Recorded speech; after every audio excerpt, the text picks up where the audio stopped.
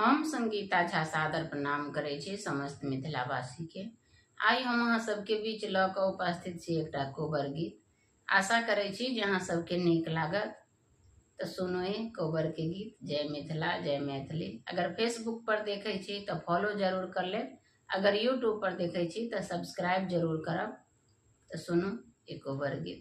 नब नब दुल्हा नब नब दुल्हन नब नब दुल्हा नब नब दुल्हन नब नब जोड़ल सीने है नब कोबर घर में नब नब जोड़ल सीने है नब कोबर घर में ताही कोबर सुतलनि दुल्हा सुंदर दुल्हा ताही कोबर सुतलनि दुल्हा सुंदर दुल्हा संग भय कन्या सुकुमारी है नब कोबर घर में संग भय कन्या सुकुमारी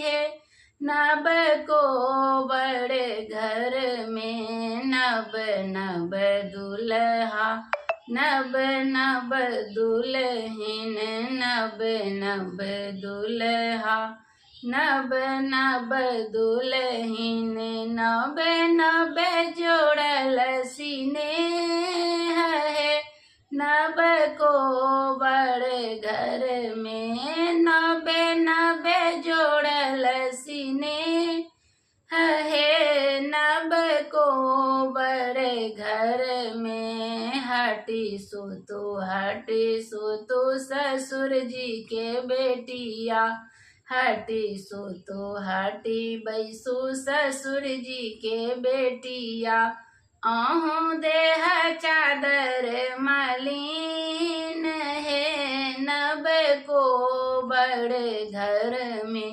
अहूँ देह चादर मलिन है नब कोबर घर में नब नब दुल्हा नब नब दुल्हन नब नब दुल्हा नब नब दुल्हन नब नब जोड़ल सीने है नब कोबर घर में नब नब जोड़ल सीने है नब कोबर घर में एत बाबा चन जब सुनलनि कन्या सुबेत बाबा चन जब सुनलनि कन्या सुबे धायल हीरा के बाट है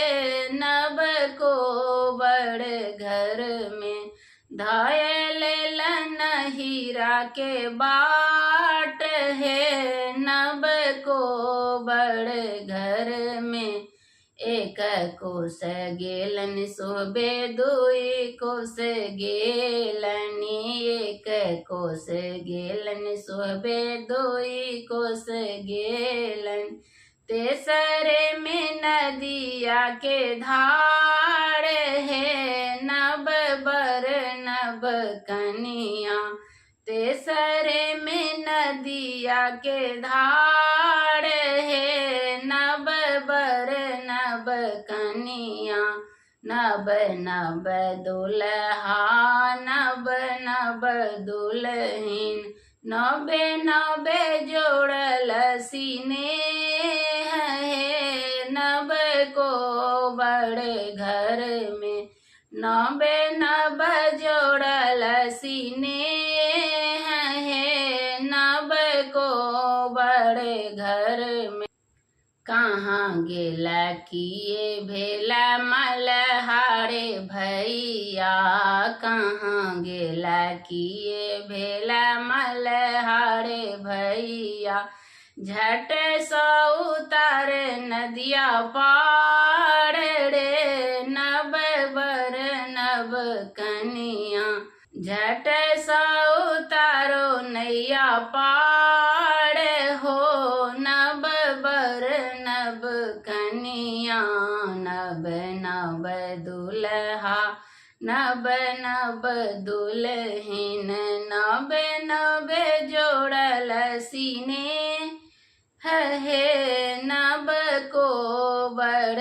घर में, नबे नबे जोड़ल सीने है, नब को बड़ घर में। आजू कराती सुबह तही गमा बहु, आजू कराती सुबह तही गमा बहु, भोरे होते उतारब पार है, नब को बड़े घर में, भोरे होते उतारब पार है, नब को बड़े घर में। खाए लाजे देबो सुबह चलबा मछरिया, खाला जे देबो सुबह चलबा मछरिया, ओढ़ल देबो महाजाल रे, नब को बड़ घर में, ओढ़ल देबो महाजाल रे, नब को बर घर में। चांद सूरज सन अपन प्रभु तेजल, चांद सूरज सन अपन प्रभु तेजल, मलहा पर कौन बिसबा सरे, नब को बड़ घर में, मलहा पर कौन बिसबा सरे, नब को बड़ घर में। नबे नबे दुल्हा नब नब दुल्हिन, नबे नबे जोड़ल सीने है, नब को बड़ घर में, नबे नबे जोड़ल सीने है, नब को बड़ घर में। धन्यवाद। जय मिथिला, जय मैथिली।